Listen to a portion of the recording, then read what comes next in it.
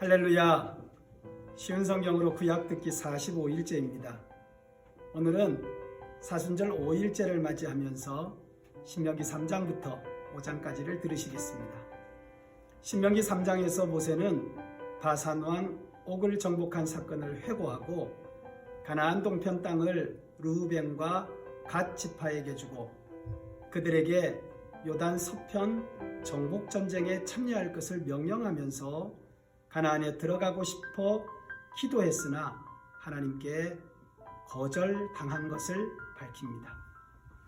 4장은 하나님의 축복과 저주의 기준이 되는 율법에 대한 순종의 삶을 호소합니다. 호렙산에서 율법을 직접 말씀하시던 현장을 회고하고 우상숭배를 강력히 금지하고 우상을 제작하거나 숭배하면 이스라엘이 멸망하고 포로로 붙잡혀 갈 것이지만 전심으로 하나님을 구하면 회복시켜 주실 것을 예언합니다. 5장은 율법의 핵심인 십계명의 요약입니다. 오늘은 십계명에 대하여 묵상하겠습니다.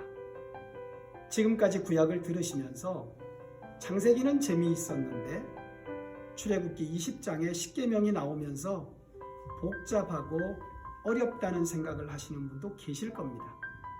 맞습니다. 율법이 조금 복잡합니다. 그런데 모든 율법의 핵심은 십계명입니다. 복잡한 율법을 요약하면 십계명이 됩니다.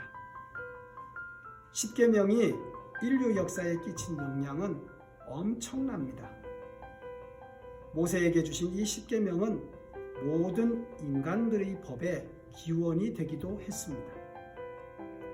이 십계명은 하늘에서 하나님이 우레와 번개와 나팔 소리와 연기 가운데 음성으로 직접 말씀하신 것입니다. 이스라엘 백성들은 하나님의 음성을 들었고 음성으로 말씀하실 때 그 엄위한 모습도 보았습니다. 이스라엘 백성들은 너무 두려워서 모세에게 하나님의 말씀을 듣고 그 들은 것을 전달해 달라고 했습니다. 그래서 하나님은 모세를 시내산으로 올라오라 하셨습니다. 시내산에서 모세는 40일 40야를 금식하였습니다. 하나님은 음성으로 들려주신 그 말씀을 기록해서 주셨습니다. 그런데 백성이 금송아지 숭배하는 것을 보고 모세가 그 돌판을 깨뜨렸기 때문에 모세는 다시 40일 금식 기도를 하면서 하나님께 용서를 받았습니다. 그리고 시내산에 또다시 올라가서 40일 금식 기도를 하면서 십계명을 받았습니다. 그러니까 십계명 돌판을 받기 위해 모세는 3번의 40일 금식을 한 것입니다. 얼마나 힘들었을까요? 십계명은 그만큼 힘들게 받은 하나님의 말씀입니다. 그만큼 가치가 있고 소중한 것이기 때문입니다. 십계명은 하나님과 이스라엘 백성 사이의 언약입니다. 십계명은 언약. 그래서 십계명을 넣은 궤를 언약궤라고 합니다. 하나님과 말씀으로 약속을 맺었다는 뜻입니다.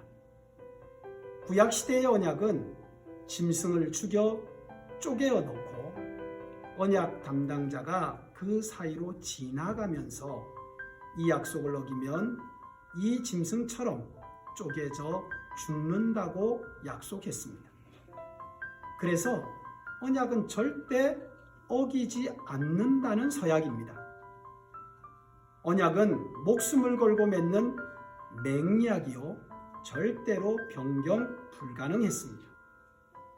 이 위대한 십계명을 하나님은 돌비에 새겨서 모세에게 주셨습니다. 언약 문서를 공적으로 기록했다는 뜻입니다. 돌에 새겼으니 십계명은 확정된 법이고 영원하며 돌에 분명히 새겨졌으니 어떤 혼란도 있을 수 없다는 뜻입니다. 기록되어진 객관적이고 명확한 법의 지배를 받아야 한다는 원리를 제시하신 것입니다. 또한 십계명을 돌비에 기록하셔서 세대가 아무리 변하더라도 하나님의 법은 보존되어야 하고 후손들에게 전수가 되어야 하며 백성들이 읽도록 하셨습니다. 돌비에 기록된 말씀을 1.1획도 떨어지지 않도록 변함없이 명확하게 기록해서 후손들에게 대대로 전수되기를 원하셨던 것입니다. 그래서 하나님이 하늘에서 큰 음성으로 직접 말씀하신 것이고 두 돌비에 직접 기록하신 것이 십계명인 것입니다. 사랑하는 중앙가족 여러분, 십계명을 지켜 구원 받으라는 것이 아닙니다. 반대로 누구도 십계명을 다 지켜 의롭게 될 수 없으니 예수님의 대속을 의지하라는 것입니다.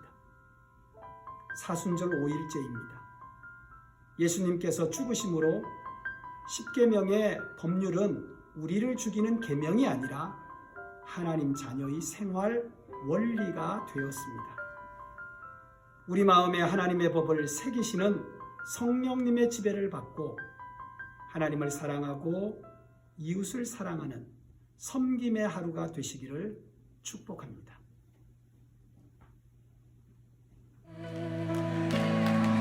주